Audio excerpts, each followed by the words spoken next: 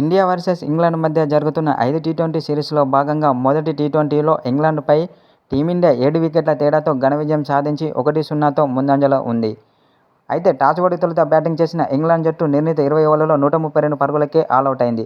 ఆ తర్వాత లక్ష్య ఛేదనలో బ్యాటింగ్ చేసిన టీమిండియా 12.5 ఓవర్లలో 3 వికెట్లు నష్టపోయి 133 పరుగులు చేసి లక్ష్యాన్ని ఛేదించేసింది. అయితే అనంతరం టీమిండియాను ఓడించడం చాలా కష్టమని ఆస్ట్రేలియా మాజీ కెప్టెన్ రికీ పాంటింగ్ అన్నాడు. ఎందుకంటే టీమిండియా చాలా అద్భుత ఫామ్లో ఉంది అని అన్నాడు. ముఖ్యంగా బ్యాటింగ్లోనూ, ఫీల్డింగ్లోనూ అలాగే బౌలింగ్లో చాలా అద్భుతంగా రాణిస్తున్నారు. సీనియర్ల కంటే జూనియర్లే చాలా అద్భుతంగా రాణిస్తున్నారని రికీ పాంటింగ్ అన్నాడు. ముఖ్యంగా అభిషేక్ శర్మ, సంజు శాంసన్, వరుణ్ చక్రవర్తి అలాగే హార్దిక్ పాండ్యా చాలా అద్భుతంగా రాణిస్తున్నారు. కాబట్టి ఇప్పుడున్న ఫామ్లో టీమిండియాను ఓడించడం చాలా కష్టమన్నాడు. ముఖ్యంగా టీ20లో టీమిండియా ఆటగాళ్లు చాలా అద్భుత ఫామ్లో ఉన్నట్టు కనిపిస్తున్నారు. కాబట్టి టీ20లో టీమిండియాను ఓడించడం చాలా కష్టమని ఆస్ట్రేలియా మాజీ కెప్టెన్ రికీ పాంటింగ్ ఓ సోషల్ మీడియా ద్వారా తెలిపాడు.